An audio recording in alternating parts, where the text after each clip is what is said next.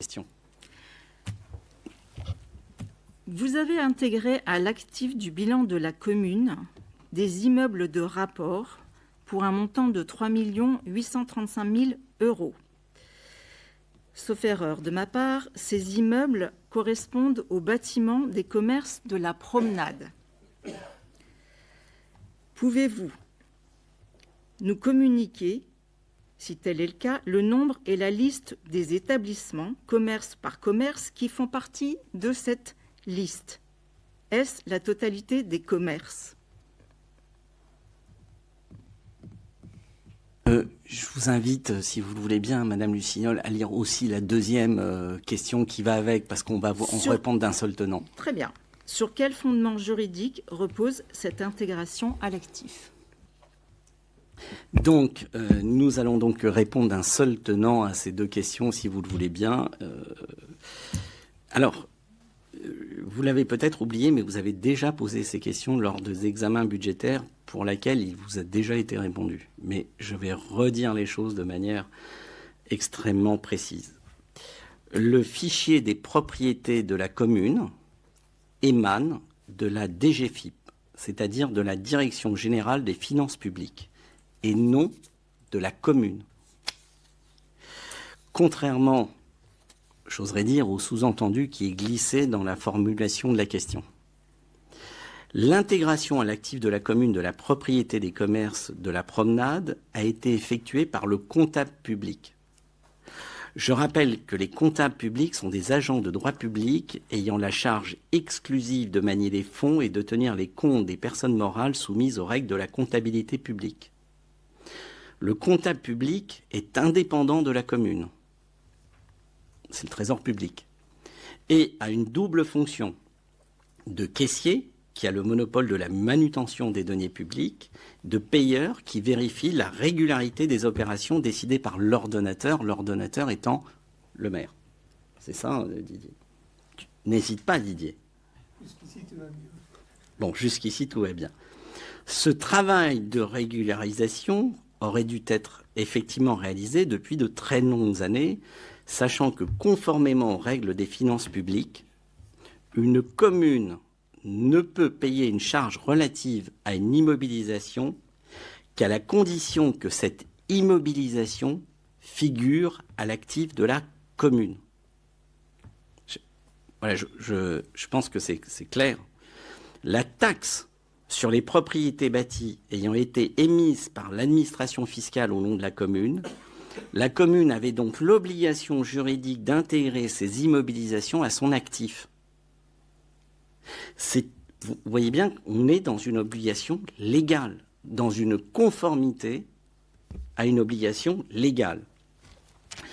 Alors, pour conclure, nous pouvons vous transmettre, bien sûr, le fichier des propriétés des locaux de la promenade de la commune qui émane de la Direction générale des finances publiques. Et nous le ferons, mais sans donner les noms, parce que c'est une information fiscale. Donc c'est un peu gênant. Je ne citerai d'ailleurs dans les réponses aucun nom. Mais on vous enverra ce fichier.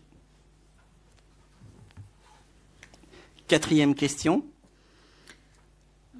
Plusieurs commerçants de la promenade ont vu leur loyer multiplié quasiment par 5 au moment du renouvellement de leur bail, sans que cela ne soit justifié par aucun indice tel que l'ILC, ni par le niveau d'inflation. Pourquoi la mairie procède-t-elle à une telle augmentation? Alors, lorsque vous dites multiplier par 5, bon, bien sûr, la formulation est très intentionnelle puisqu'il s'agit de montrer l'énormité, effectivement, de la chose. Lorsque vous dites sans que cela soit justifié par aucun indice ni par le niveau d'inflation, cette formulation, elle est aussi un petit peu tendancieuse, il faut le dire, car elle sous-entend une décision arbitraire de la commune au détriment des commerçants, et cela sans aucune justification. Alors, en premier lieu, la position de l'administration fiscale. L'avis de l'administration fiscale, ouvrez les parenthèses. En tout état de cause, il ressort au cas particulier des baux conclus entre la commune et les différents exploitants qu'en application du droit d'accession même différé, les biens immobiliers édifiés sur des terrains donnés à bail doivent être, à l'expiration des baux commerciaux, abandonnés sans indemnité à la commune du Pouliguen. Toujours, ouvrez les parenthèses. Il en résulte que la commune du Pouliguen semble devoir être regardée et doit être regardée comme en ayant eu la propriété dès leur édification et par suite doit seule être imposée à la taxe foncière à la fois pour le sol et pour les constructions. PIFIF, BOIF, TFB 10-20-10, 10-01-2019-150. Je n'ai toujours les parenthèses ouvertes. Cette analyse est confirmée par la jurisprudence. Fermez les parenthèses. En second lieu, en totale transparence, les loyers pratiqués sur la promenade et perçus par la commune, je vais vous en énumérer, un certain nombre. Sans donner de nom. Pour une surface de 68 mètres carrés, le loyer mensuel en 2022 perçu par la commune était de 187,79 €. Pour le local suivant, le loyer 2022 perçu par la commune était de 233 € pour 76 mètres carrés. Loyer suivant, un loyer de 218 € mensuel pour une surface de 76 mètres carrés. Local suivant, 162 € de loyer mensuel pour une surface de 56 mètres carrés. Loyer suivant, 157 € par mois pour une surface de 55 mètres carrés. Local suivant, 160 € par mois pour une surface de 45 mètres carrés. Local suivant, il s'avère que la commune n'a pas perçu de loyer du tout sur un local de 57 mètres carrés. Loyer suivant, pour une surface de 156 mètres carrés, 364 € de loyer par mois.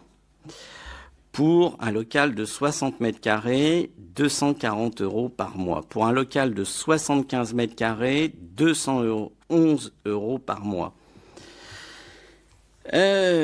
Donc, pour un local de 83 mètres carrés, 267 € par mois. Et pour un local de 98 mètres carrés, 289 € par mois.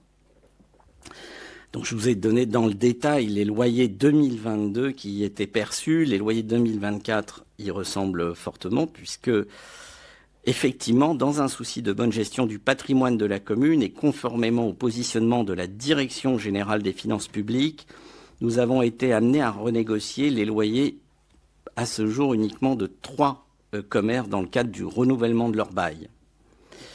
Je vais vous donner donc un exemple concret. Pour une surface de 60 mètres carrés, avec un loyer de 170 € par mois, dans le cadre du renouvellement, nous sommes passés à 625 € de loyer mensuel, soit une multiplication du loyer de 3,67 et non 5. Et surtout, donnez-moi un commerce en dehors de la promenade du Pouliguen qui loue des murs de 60 mètres carrés pour un montant de 625 € par mois. Quand je prends l'avis des avocats des commerçants concernés avec lesquels nous avons négocié cette hausse des loyers, l'un dit la chose suivante, et je le cite, ouvrez les parenthèses, je me permets de vous rappeler que ma cliente, que je ne cite pas, concernant la construction se situant sur la parcelle TA, dispose d'un titre notarial, mais je vous indiquais, s'agissant du problème des murs, que légitimement, la commune a sans doute le droit de vouloir récupérer. Je pense que mes clientes n'y sont pas opposées et vous le confirmeront rapidement. Enfin, toujours ouvrez les parenthèses, c'est une reprise d'un extrait, concernant les loyers des baux commerciaux qui, comme je vous l'ai indiqué, relèvent nécessairement effectivement de la loi Pinel. Au vu de ces titres de propriété, nous pourrions convenir néanmoins de les renouveler sur les bases suivantes, avec un loyer annuel de 7 500 € pour les 5 prochaines années. C'était sur le local de 60 mètres carrés. Donc effectivement, Nous sommes passés d'un loyer annuel pour la commune, pour un commerce de 60 mètres carrés, je parle bien là d'un loyer annuel, de 2040 € à un loyer de 7500 €. Bon, maintenant, je sais très bien que nous sommes en campagne électorale, que certains voudront utiliser cela pour bénéficier de promesses éventuellement favorables. Moi, j'attire l'attention sur 2 points. L'intérêt général et la bonne gestion. Défendre l'intérêt général, c'est en premier lieu défendre la ville et les contribuables, puis de soutenir les commerçants et pas l'inverse. Et je vous donne un petit exemple.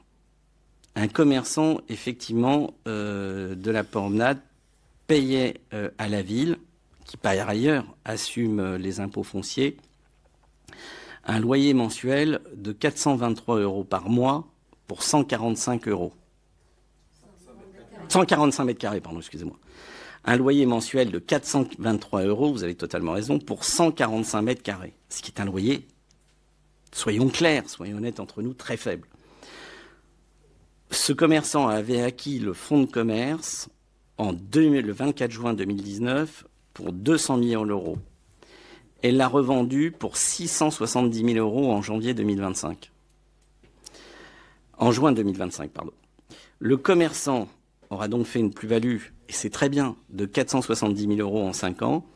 La ville qui paye les impôts fonciers, donc sans même déduire les impôts fonciers, aura perçu 25 000 € de loyer, soit 5 000 € de loyer par an. C'est vrai que si la DGFiP nous dit que nous sommes légitimement propriétaires des biens, les loyers que nous percevons sont ridicules, d'autant plus que nous devons avoir la charge derrière de l'entretien du bien. Après, le deuxième grand point sur lequel j'attire l'attention, c'est le risque de distorsion de concurrence et le risque pénal. Parce que ça joue.